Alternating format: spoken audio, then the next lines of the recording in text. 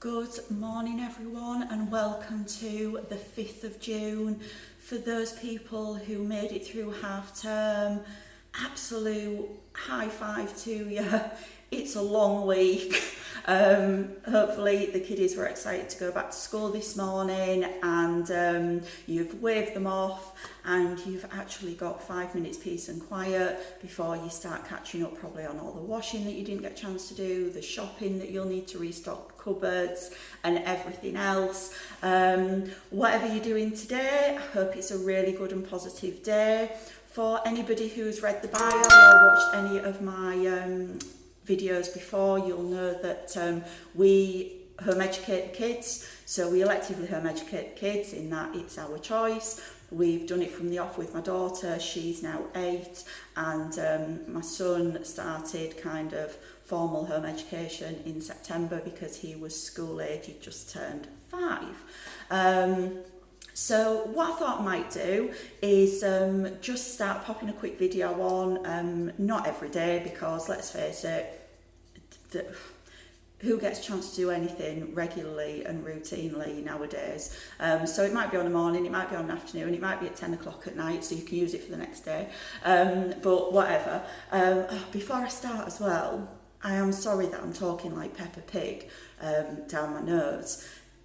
Sinuses. For anybody who suffers with sinuses, I know that June, July, August are great because usually it's a bit warmer, the sun's out, the kids are on holidays, a lot of people have their summer holidays at that time, but oh my goodness, I have rhinitis and hay fever on the top of that. So this time of year is just horrendous. For anybody who suffers, who's got anything that works, who takes anything that works. I've tried the nasal spray, I've tried the hay fever relief, so like the Piriton and the Benadryl on a daily basis. I've tried going dairy free before because somebody said that really helps. I haven't really found anything day to day that's any good. Somebody said about eating honey from local bees. I know my cousin's husband, he does that. And he said that does kind of help, but at the moment, oh God, it's driving me crazy. So I must apologise for that. But I'd say if you do have anything, pop them down there in the comments because I'm willing to try anything because it's driving me crazy already.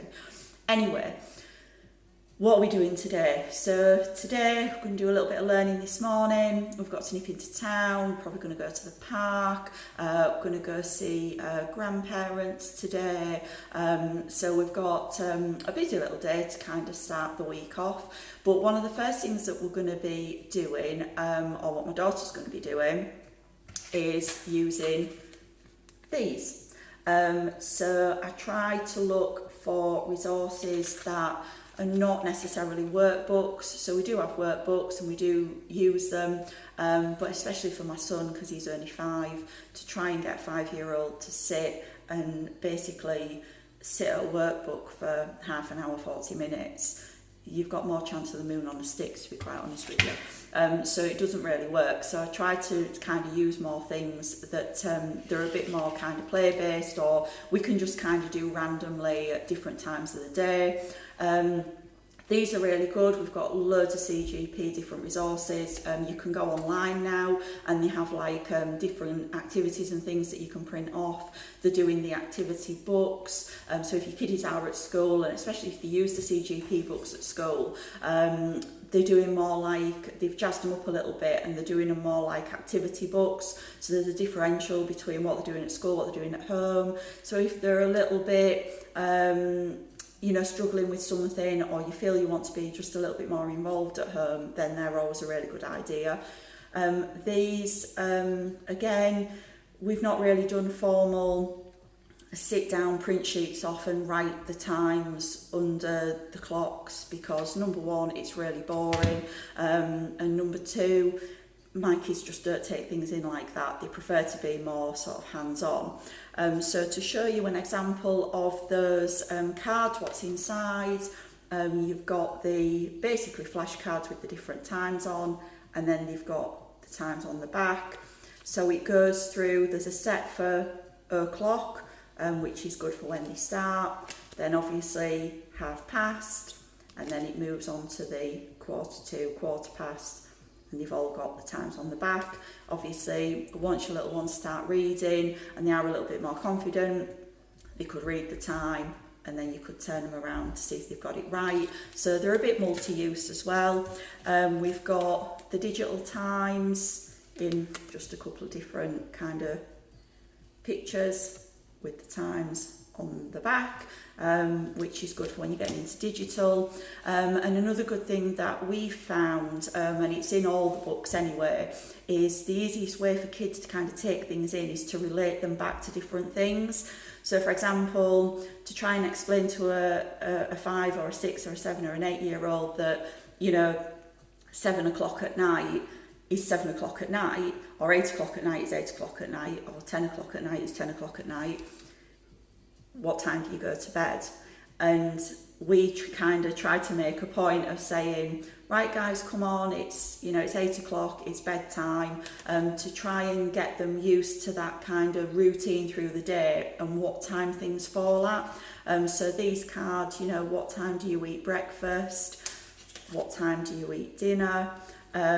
Some of them I think are a little bit confusing because what time do you go for a walk? Well, you could go for a walk on a morning or an afternoon. So unless you've got a definite, rigid kind of structure with that, some of them maybe wouldn't work. But we just stick to the ones that do. And to accompany that, I bought this the other week. And this is a time teacher clock. There's absolutely loads out there on the market.